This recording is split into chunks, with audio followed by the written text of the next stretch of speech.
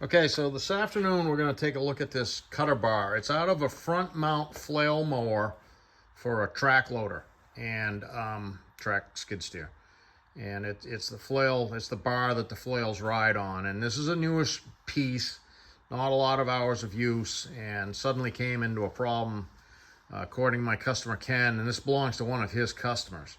So he asked me if I could figure out, a way to take a look at it instead of just guessing at it. So this is what I came up with. It's between centers and a large lathe. I mean, this is a good sized lathe right here. And there's a center in that one, in the end of that stub, and there's a center in the end of that stub, and I've got two lathe centers engaging that and holding it up, so it spins freely. So we're going to take a look at this. This is the idler end. This is the non-driven side. So watch as it goes around. It's about 2 thousandths. In other words, not much. Okay, so now in the middle, if this was bent, I would expect the middle of this thing to be shaped like a banana, or at least running out like that. And I know on my own flail mower I have is a rear mount for a Kubota. I got mine into a situation once where it was running out like 3/8 of an inch, and it shook like crazy. So, I mean, that is a thing. It will make these things shake. So we're going to come around. I assigned one of these as a 0. So this is the 0 one.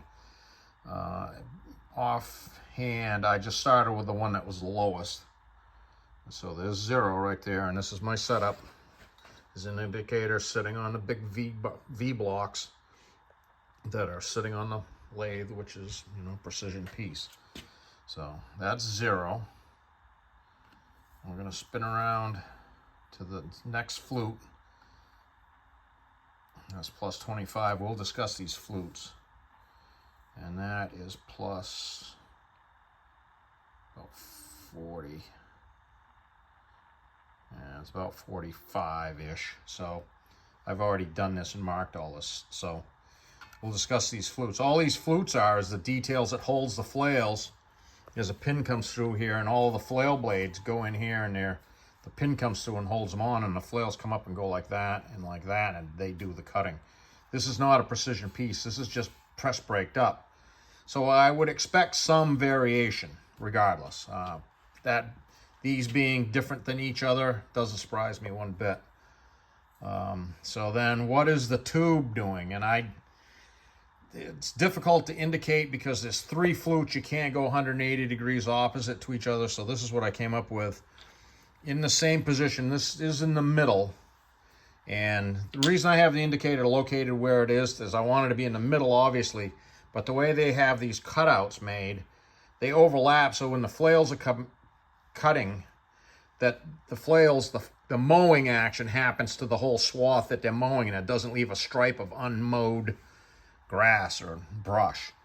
So that makes it difficult to do this. So we're just sneaking by the edge of these two here, as you can see, so we can get to the fat part of this one, and that's just the way it is. It's just how it has to be. So I took this V block here, cleaned all the burrs off of these spots, and I went around to these 3 positions the same and pre-ran it because I wouldn't be able to do it and make a video at the same time. So I assigned this one 0 just like before. It's associated with this same 0. So we come around to this position, and the tube was showing plus 40 in relationship to that 0. And then we came around to this spot, and the tube was showing plus 20 in relationship to the original 0. So what that tells you is the total indicated readout is plus 40 on the tube and plus 45 on these welded on details that hold the blades up. So it's called TIR, total indicated readout is that. That's what we're seeing. So we're going to go over here. Now this is the stub shaft that was supposedly bent. It's about 1.5 thou in reality. So, and you can hear the indicator touching over there. So I'm going to move the indicator back out of the way. We're just going to give this a spin.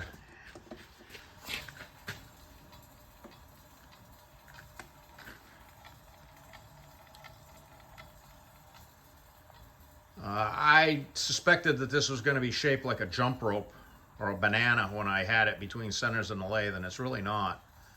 So, you know, I'm making this so that Ken can see it, and I'm gonna pass it back to him, and they can look at this and discuss amongst themselves. But I don't know if this is their actual problem or not.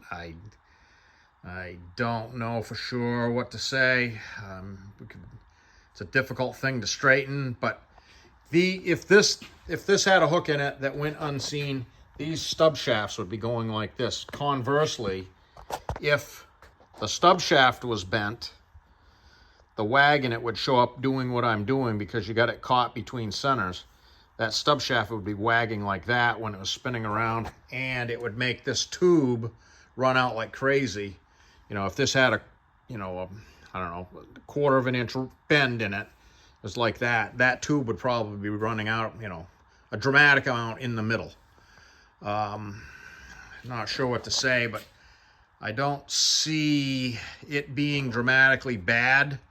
Maybe it got knocked just enough. Maybe that 40 thousandths knocked it out of balance enough for it to be a problem. But man, these brush hogs or flail mowers, you know, they're built to take a pounding. So I don't know. But this is real. This is legit what you're seeing. So this is what you got. And we're going to discuss further with the customer, I guess.